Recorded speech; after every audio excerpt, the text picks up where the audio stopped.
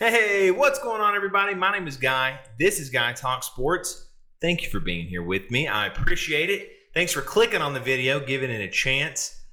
This channel is all about Tennessee Vols, and we have a big game coming up against the Georgia Bulldogs this Saturday. We're going to talk about that, preview that game.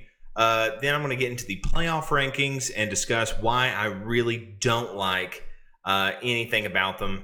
Then lastly, we'll get into Dylan Sampson and why I think he should be up for Heisman. So real quick, though, if you don't mind, down below, you'll see a subscribe button. Go ahead and smash that for me. I appreciate it. It really helps my channel out. And then lastly, there are going to be timestamps down below. If there is any topic that's talked about in the video that you want to jump ahead to, you can just click on the link down below and it'll skip ahead for you. So let's get into this. We got a lot to talk about.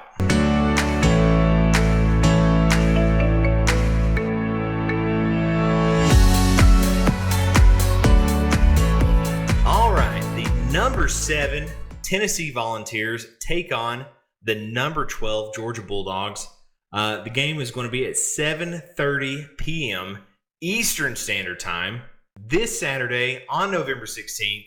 It's going to be on ABC. This is game day is going to be there. It's going to be a big game. It's the biggest game of the weekend, there's a lot at stake, right? It's in Athens at night, and Tennessee. I think they opened up at like 8.5 point underdogs or something like that. They've been anywhere from like 8 to 10, which it was a little confusing at first, but I guess it's at Georgia and it's at night and it's their first home game in a few weeks. So I don't know. I don't make the spread, but let's get started and let's talk about Tennessee. So Tennessee currently, I didn't even realize this, even as a Tennessee fan, we're number 1 in the SEC standings at 5-1, number 7 in the playoff rankings at 8-1 overall, with our only loss being to Arkansas at night.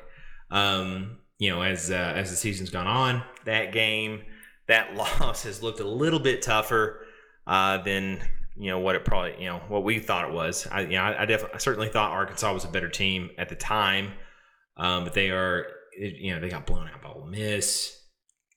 They're not looking like such a great team. So we'll see. Taylor Green is a really good quarterback, so we'll see what kind of Taylor Green we get at the back end of the season. Maybe they can win a few more games and help us out. So I kind of wanted to, break down the numbers a little bit between these two teams, between Tennessee and Georgia, and kind of compare them a little bit, specifically looking at the numbers. So offensively, Tennessee currently sits at 9th in the SEC in passing offense at 236.44 yards per game. Rushing offense, though, is number 1 in the SEC at 235.11 yards per game. So you have 236 and 235. So Tennessee is actually a really balanced team offensively if you look at it. It is. I think we tend to run the ball a bit more than pass right now, but looking at the numbers, it's almost 236 to 235. That's pretty good. Overall total offense, we're number 3 in the SEC at 471.56. And then lastly, scoring offense, right? Really the only statistic that matters. We are sitting at 4th at 37.56 points per game. Kind of shifting now towards the defense. It's really good. Defense, we're number 3 in passing defense at 161.44 yards per game. Number 2 in rushing defense at 100 yards per game. And then total defense, still number 2 at 271.56 yards per game.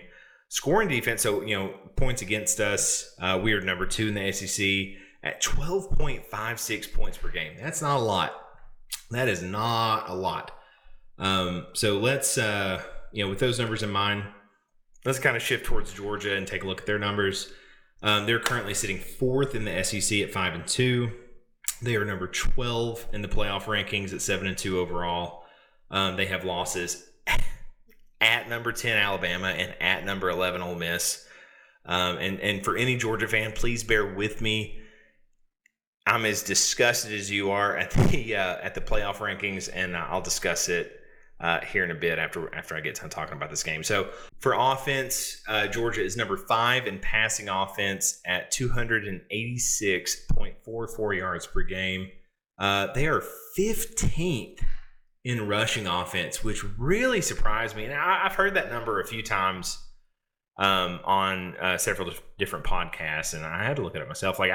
Number 15 in SEC for Georgia, it just seems wrong. When I think of Georgia, I think of that kind of NFL style offense, run the ball, amazing defense, and can hit a pass play here or there with some pretty good athletes out wide. So number 15 though in rushing offense in the SEC at 124.11 yards per game.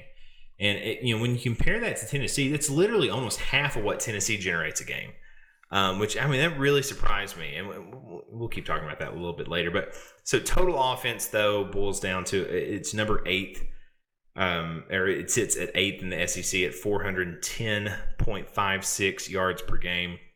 And then scoring offense, they're also at 8th at 30.56 points per game. So, defensively, you look at Georgia, they're not bad defensively by any means. They're a little more towards the middle of the pack than they are towards the top. Number 6 in passing defense at 195.56 yards a game. Number 6 in rushing defense at 110.89 yards per game. In total defense, they're number 5 at 306.44 yards a game. And then scoring defense, so points allowed, they are number 7 at 18.44 yards per game. So, they still have a pretty good defense. It's not the defense you would typically think of with Georgia. When I think of Georgia, I think, they're number 1 in the nation in this and number 2 in the nation in this. But this year it's definitely been a little bit more middle of the road for their defense when it comes to SEC play, especially. So, what does all this mean? Tennessee, surprisingly, if you're a Tennessee fan and you've watched the last 4 games, and I told you that Tennessee is surprisingly, still near the top of the league in offense, I think most Tennessee fans, if you weren't really paying attention to the numbers and the averages, would be pretty surprised, because Tennessee has laid like 3 goose eggs in a row in the first half with Arkansas, Florida, and then Alabama. And overall haven't put up many points the last few weeks, which just shows you how bad we were beating teams at the beginning of the season when we weren't playing the level of competition that we're playing now. But we're still sitting near the top of the league in offense. Unsurprisingly, defensively, we're near the top of the league. Again, we're number 3 in passing defense, number 2 in rushing defense, number 2 in total defense, and the number 2 in scoring defense. So defensively, we have been rocking and rolling. And if you've been watching Tennessee games, Tennessee has one of the best defenses in the country. They've played lights out all year, haven't given up more than 20 points, more than 19 points in a single game this season. So they've been really, really impressive. But there is a really important factor that I think needs to be talked about, and that is Tennessee's strength of schedule. So Tennessee sits at 35th nationally in strength of schedule, which, it's not terrible. It's not great, but it's not terrible. 35th. Remaining strength of schedule sits at at 6th, mainly because of the Georgia game coming up this weekend. But 35th nationally so far. Again, not the best. And so that, you kind of have to figure out, well, does that kind of detract from how impressive some of the numbers have looked with Tennessee? Maybe. Because if you look at Georgia, who's been kind of in the middle of the road in all these categories, you look at their strength of schedule, it is first in the country. It sits at number 1 in the nation, and their remaining strength of schedule sits at 30th. So, as impressive as the numbers have looked with Tennessee, you have to take it with a grain of salt, because if you look at the strength of schedule, we're at 35th so far in the country. Not Tennessee's fault. When these games are scheduled, you can't. I certainly wouldn't have imagined Oklahoma, to drop as bad as they have. But or NC State for that matter as well. They were projected to be kind of a dark horse in the ACC to potentially win that league. But I do think you have to take that into account, because you look at Georgia's numbers and they're middle of the pack. You look at Tennessee's numbers, they're towards the top of the pack. But then you look at who they played. Georgia has 2 losses, but it's to Alabama and Ole Miss. At Alabama and at Ole Miss. Tennessee, their only loss is at Arkansas, which, crazy things seem to always happen to us when we play at Arkansas. But I do think it's an important thing to note. I think, just as a Tennessee fan, you look at the stats and you're like, oh my gosh, we're at the top of the league for all these different statistics. And, initially when I was kind of doing the research, it made me think we had a better than 50% chance of winning this thing. But when you look at the whole picture, strength of schedule definitely still matters. And Georgia's putting up those numbers with the hardest schedule in the country. And so, it's kind of, how much, like I said, you kind of have to take it with a grain of salt. So what to expect, before the season, I picked Tennessee to lose 2 games. It was to Alabama and then Georgia. I knew either way, regardless how good Georgia was, I figured they were going to be pretty good, but it's at Georgia. Alabama was at home. So, I thought that game might change. Before the Alabama game, I definitely changed my pick back to the Vols, who ultimately won the game. But this game's on the road. It's at night for the Vols.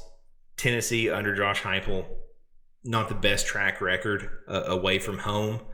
Georgia has its back against the wall. It's a must-win game for them. If they lose this game, they're out of the playoff, for sure. And so, Kirby Smart's going to have his team ready. On the flip side, Tennessee's experienced kind of a renaissance under Josh Heupel. He's had more success in the last 3 or 4 years than the program's had, 15 plus years. And so it's been fun to watch, but Georgia has definitely been the kind of proverbial thorn in Tennessee's side ever since Heupel was named head coach.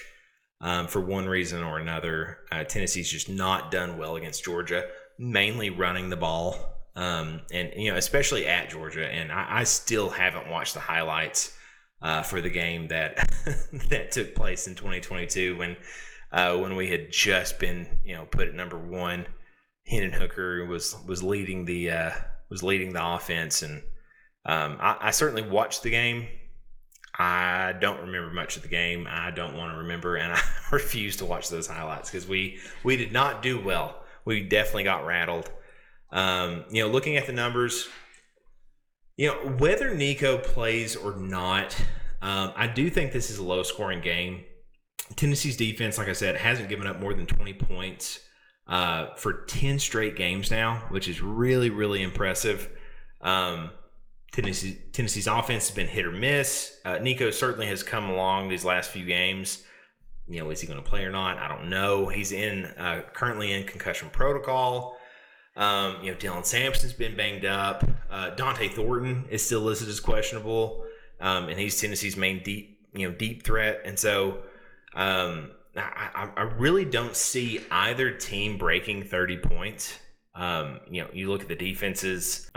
Georgia has a pretty good defense. Tennessee has a really good defense, and I really don't see this game breaking 30 points for either team. Who's going to perform well? I definitely think this is an opportunity for James Pierce, Tennessee's, star edge rusher, to kind of hog the limelight and really show out. Georgia's offensive line is really banged up, and Ole Miss definitely took advantage. They've been pretty porous as far as that offensive line is concerned. That has in turn made Carson Beck mistake prone. And so I do think Tennessee's defensive line will kind of set the tone for this game. Which in turn will hopefully set the secondary up for a couple of turnovers, hopefully a couple of interceptions. Carson Beck doesn't usually turn the ball over at home, but he usually doesn't play arguably one of the best defenses in the country either. So, and not just me as a Tennessee fan, but I think if you look at most people around the country, they consider Tennessee's defense to be one of the best defenses in the country. I think, it's pretty similar to Ole Miss, statistically speaking, and you saw what they did against them. So we'll see. I definitely, like I said, it's going to be a low-scoring game. I don't think either team is going to throw up a bunch of points. If they do, it'll be a surprise for me, but we'll see. Who do I think is going to win this game? So if Nico plays, right? If Nico plays, I'm picking the Vols. And I have a hard time picking the Vols because Kirby Smart, for one reason, like I said, for one reason or another, he has had Josh Heupel's number. If there's been one coach that Josh Heupel hasn't been able to supplant, it's been Kirby Smart. And so it certainly is hard to pick Tennessee, regardless of who's starting at quarterback. But I think if Nico plays, and everything I've heard so far, Nico is on course to play. This is a concussion, though, and so those kind of injuries can be finicky. And you just really never know. Something can look really small and not seem like they're having a lot of symptoms and this and that, and can just persist for a long time. Brain injuries are pretty finicky and can be a little tougher to determine how long it's going to take to heal up. If you sprain a ligament or you strain a tendon, something like that. You can kind of give a better timeline. Okay, it should take this long before you're fully back healthy, or at least able to go. But concussions are different. So it'll be interesting to see. I will say if he can't go, I don't know if that's the worst for the Vols. I really don't, because if Gaston Moore has to go, I don't think Tennessee wins. No disrespect to Gaston. If this was against Kentucky, Mississippi State, UTEP, Vandy, I'm picking the Vols. Even if he's starting, he's been in the system for so long. But this is at Georgia at night, and with Georgia's back against the wall, and it would be tough enough if Nico was 100%, let alone it being the backup Gaston. No disrespect to him, like I said, he's looked serviceable. He's looked pretty good anytime he's come in, but I just don't know if he can get it done against Georgia. But if the Vols lose to Georgia close, and this is at Georgia at night, and they lose close to Georgia with our backup quarterback, maybe the committee doesn't view that loss as harshly as they would if Nico had been full go. And so that might be the one saving grace if Gaston does go. Maybe if he goes, maybe we do win. Anything can happen, but our chances certainly go down with him. But overall, with the playoff committee, maybe it helps us a little bit more if we lose with him rather than if we lose with Nico. Now, the competitor in me, hopes Nico can go because I want to beat Georgia. Can't stand Georgia. I really can't stand just about any other SEC team other than Tennessee. But Georgia is just one of those teams that's just had our number. So I want to see us win that game. But if we lose, let it be with Gaston, not Nico. What's my prediction? If Nico plays, Tennessee defeats Georgia 27-24. If Nico is out, Gaston Moore starting, Georgia wins 24-16. That is my prediction. And that's all I got for that. So let's shift gears to the playoff rankings that came out Tuesday. It's just a mess. It's an absolute mess, and I think it's embarrassing for all the committee members, because it really, if when the playoff rankings first come out, if you want to put Indiana and BYU ahead of Tennessee, Indiana and BYU undefeated, right? If you want to put them ahead of Tennessee and give that that reasoning, I don't agree with it, but I at least understand it. But they gave the reasoning. Tennessee was ahead of both of those teams. And then after last weekend, Tennessee stays the exact same, and Indiana and BYU get pushed ahead. And I just completely disagree. And they say, well, if you look at the games, Indiana and BYU played really good opponents. No, they didn't. Michigan's not a good team. And if you look at the committee chair, what's his name, Ward Manuel. He's the athletic director for Michigan. And so, here's the athletic director for Michigan. What is he, and honestly, what is he supposed to say? He wants to make Michigan look like a better team than they are. Michigan's not a good team. They're not a good team. And he said Indiana holding on to a 20-15 win against a 5-4, 5-5, whatever they are, Michigan team was a great win. It's not. Maybe in his eyes as the athletic director for Michigan, it's embarrassing. I have no problem with Indiana or BYU being in the top 12. I 100% agree. Have they played a lot of competition? No. But they're undefeated. At BYU's in the Big 12, and Indiana's in the Big 10. You want to put them in the top 12? Absolutely. I 100% agree. As a football fan, I love seeing Indiana, win all these games. It's really cool to see that program, have success. BYU have success, right? They've been fun games to watch. But to all of a sudden jump Tennessee, and their reasoning being that Indiana and BYU played great games, it's like you can't tell me Indiana beating Michigan 20-15 is better than Tennessee beating Mississippi State, 33-14. It's not. It's not. But as the athletic director for Michigan, it certainly behooves you to say, well, that was a great win, beating my Michigan Wolverines when they're 5-4 or 5-5, whatever they are. I don't know. It's just been a joke so far to me. For the initial playoff rankings, I fully expected Indiana and BYU to be ahead of Tennessee. But because they're undefeated, right? They haven't played many people, but I respect the fact that they have won all of their games, for sure. But they haven't played much competition. And so you put Tennessee ahead of them in the first week. Second week, all of a sudden they jump Tennessee. And it makes absolutely zero sense in the explanation given. So I know it's a little biased as a Tennessee fan, but I will tell you as a Tennessee fan, for Georgia to drop 9 spots and go to number 12 and then be the first team out of the playoff for losing to a very good Ole Miss team at Ole Miss is just a horrible joke to Georgia fans, right?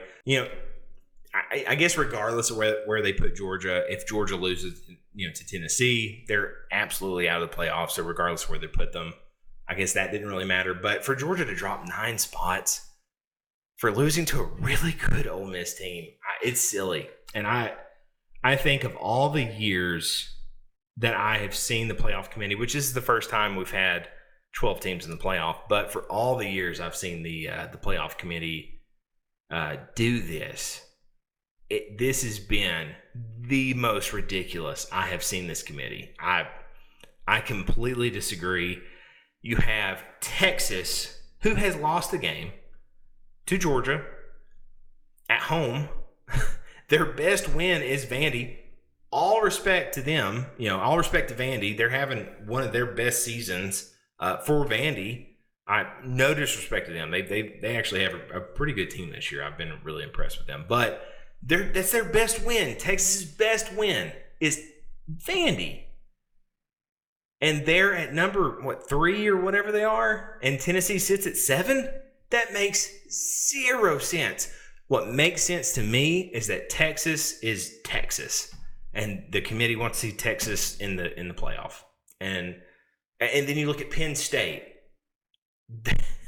who hasn't played anybody, and their only loss is to Ohio State. Their only loss is the only good team they've played, and that's to Ohio State. And they're sitting at 4th or whatever, I guess 4th. And I don't know. If the reasonings don't make any sense to me. I think there are a lot better teams than Penn State, that deserve that spot. If they wanted to put Alabama in front of Tennessee because of that LSU game, Controversial for sure, but I could have at least understood because Alabama went to LSU and smacked LSU at LSU. But for them to put all these teams where they did, I think is just a big joke. And the committee better be careful because I think the SEC is going to make note of where they're putting teams. I'll say this. I think the committee really needs to take a hard look at themselves and say, okay, what are we really basing things on? Because I don't think you're really watching all the games if you're saying the things that you're saying. I really don't. And I think they need to take they need to kind of overhaul what they're using to predict, or to place these teams where they are. And again, it's not just for Tennessee; it's for a lot of these teams. Again, I think BYU and Indiana should be in the top 12 because of they're undefeated, right? But I don't think they need to be where they're at.